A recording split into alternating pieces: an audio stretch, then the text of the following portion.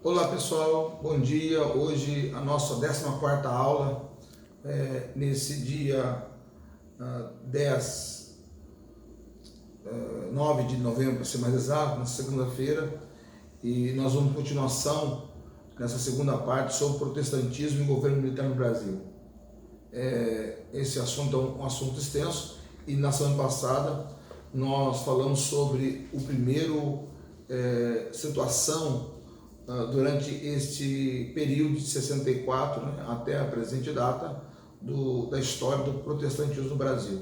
Eu disse para vocês que o protestantismo no Brasil ele teve uma série de influência em muitas questões dentro da cultura, dentro da política, dentro da educação no Brasil nesse período, né?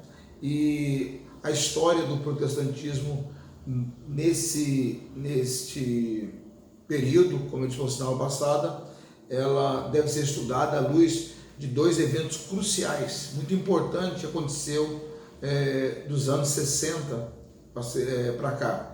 E o primeiro é o Concílio Vaticano II, que ocorreu em 1962 e encerrou em 65 sob o papado de João XXIII e o Papa Paulo VI, né? O concílio teve a influência de dois papas, um que deu início, né, já de uma certa idade, acreditava que ele seria apenas uma ponte para um outro papa mais novo, mas apesar da sua idade, não impediu de convocar um concílio e mudar toda uma estrutura e tradições da Igreja Católica que vinha perpetuando desde o século XVI com o Concílio de Trento. Então, dentro dessa perspectiva, nós temos que foi aprovado a Constituição dogmática Lumen Gentium, a luz das nações, a luz às nações, ampliou as fronteiras da igreja para incluir protestantes como irmãos, embora separados, né? Antes era somente a Igreja Católica, agora os protestantes ocupam uma posição, ou seja, a Igreja Católica muda a sua posição, a sua postura em relação aos protestantes e passa a chamar de irmãos separados.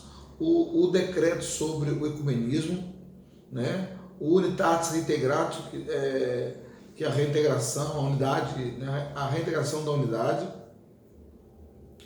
e também a compreensão do ecumenismo a partir de um entendimento católico apostólico romano. Então,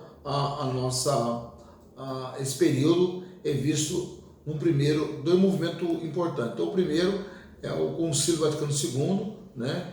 E o outro evento foi o golpe de 64, né? É lógico que dentro do primeiro evento nós temos, através da Constituição Gaudium et Spes, Alegria e Esperança, que afirmou o mundo moderno, né? E definiu o relacionamento com ele em termos de igreja serva. Então, a Igreja Católica cria os documentos e, de acordo com a situação e circunstância, os documentos vão interagindo Igreja Católica Apostólica Romana e a realidade, a atualidade do mundo, né? Então, nós temos dentro do Vaticano II a Constituição Gaudium et Spes, Alegria Spes, né? Para ser mais exato, Gaudium et Spes, Alegria e Esperança, que vai afirmar, né, um mundo moderno e o relacionamento da igreja com esse mundo. E esse relacionamento é chamado de igreja serva, né? Esboçando o seu programa de ajornamento e missão. A palavra ajornamento, ou seja, remodelar, embelezar a igreja, né? E também a sua missão no mundo de então, né? Não tardou a aparecer os primeiros sinais de efetiva transformação da Igreja Católica Romana, né? O decreto sobre a Sagrada Liturgia permitia, com a anuência do bispo, o culto no vernáculo, ou seja, até o Vaticano II, a Igreja Católica tinha sua liturgia no idioma do latim, né? A partir do concílio em 65, então, houve uma mudança nessa liturgia e as missas passaram a ser realizadas no idioma de cada nação. Então, o Brasil na língua portuguesa, e nos países hispânicos, né, ou de colonização espanhola, o espanhol, e assim sucessivamente, né? Sendo que o português logo se tornou a língua no Brasil. A nova visão da revelação divina, da Constituição dogmática Verbum Dei, levou os sacerdotes a exibirem o entusiasmo de corpo-autores protestantes em dar a Bíblia ao povo, né? Então, a dogmática Verbum Dei, quer dizer, Verbo de Deus, então acabou demonstrando o trabalho dos protestantes em levar a Bíblia ao povo, vender Bíblia na rua. Então, aquele decreto, aquela regra, melhor dizendo, aquela regra católica, que os católicos podiam ter Bíblia, agora passaram a ter Bíblias, passaram a ser liberados a ler a Bíblia, a estudar a Bíblia, etc, etc, etc. E aí então deu muita ênfase aos protestantes coopotores que entregavam, davam a Bíblia, vendiam a Bíblia na rua, no dia a dia, né? Nós temos os leões da última hora, onde eles doam Bíblia, Novo Testamento, né? Botam no hotel, né? Enfim, nas escolas. É uma instituição sem fins lucrativo, e também os Novos Testamentos de leões da última hora não são vendidos, né? Então nós temos essa questão. A outra, não é bom afirmar, não é correto afirmar que as diferenças entre católico e protestante desapareceram da noite para o dia. É lógico que essa diferença, né, do católico e do protestante, a partir do Vaticano II, não passo de mágica, sumiu essa diferença, né?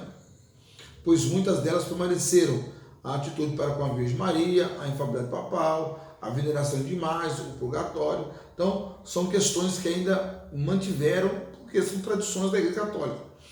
A remoção de imagens não ocorreu em todos os tempos. Então, outra questão foi a retirada das imagens de dentro dos templos católicos, né?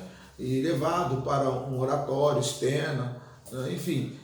Mas só que muitas igrejas, o Concílio Vaticano II tem 50 anos e ele continua sendo discutido até hoje, né? Tem muitas tradições fortes, alguns membros do clero ainda não concordam com essa atualização da igreja a partir do Vaticano II, né?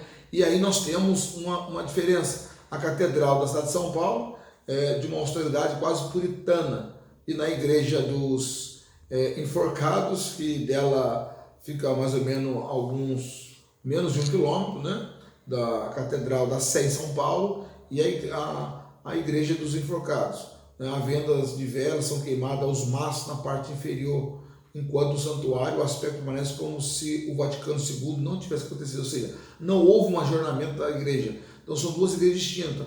A Sé que cumpre a regra, cumpre a inovação, né? A novidade discutida durante 5 anos do concílio pelos bispos, 2.000 bispos participaram do concílio, inclusive teólogos protestantes, teólogas, mulheres, né, participaram desse concílio, mas chegou o concílio na igreja da Sé, mas não chegou na igreja dos enforcados, né?